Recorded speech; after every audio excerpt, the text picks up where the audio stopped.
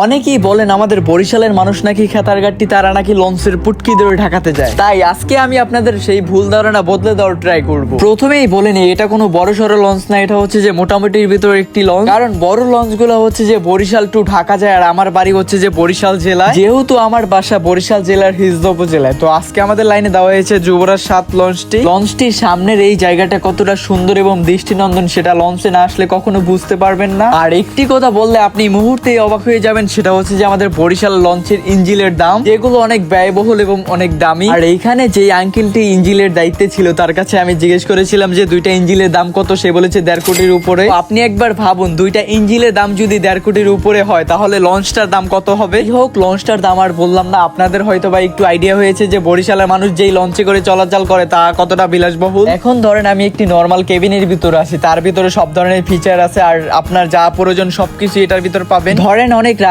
হয়ে গেছে, এখন আপনার কেবিন থেকে বের হইতে ইচ্ছা করতেছে না, তো আপনি ব্যালকনিতে গিয়ে হাওয়াও খেতে পারবেন। এইটা হচ্ছে যে নর্মাল একটি কেবিন, তারপরও কতগুলো ফিচার আপনারা দেখতে পাচ্ছেন। যেহেতু আজকে অনেক রাত্র হয়ে গেছে, দেন আমার রুম থেকে বের হইতে ইচ্ছে করতেছিল না, তাই আপনাদের আজকে ভিআইপি কেবিন দেখাতে পারলাম না। আর বরিশাল থেকে সরাসরি যে লঞ্চগুলো ঢাকাতে যায় সেগুলোতে অনেকগুলো ফিচার যেগুলো বলে শেষ করতে পারবো না। লঞ্চে সারা রাত্র ক্যান্টিন খোলা থাকে, যেখান থেকে আপনারা যে কোনো কিছুই কিনে খেতে পারবেন। তো বরিশালীদের আপনারা খেতারগাট্টি না বলে একদিন বরিশাল ঘুরতে আসতে পারেন তাদের সেই বিলাসবহুল লঞ্চে করে, হলে আপনাদের সেই ভুল ধারণা সব মুছে যাবে। আর বরিশাল্লা মানুষ কিন্তু অতিথি আপ্যায়নে সবার সেরা, সবার দাওয়াত রইল বরিশালে আসার জন্য একবার। আর আজকের ভিডিওটি আমার এই পর্যন্ত শেষ, দেখা হচ্ছে নেক্সট কোনো ভিডিওতে। আর ভিডিওটি ভালো লাগলে অবশ্যই শেয়ার দিবেন আপনারা।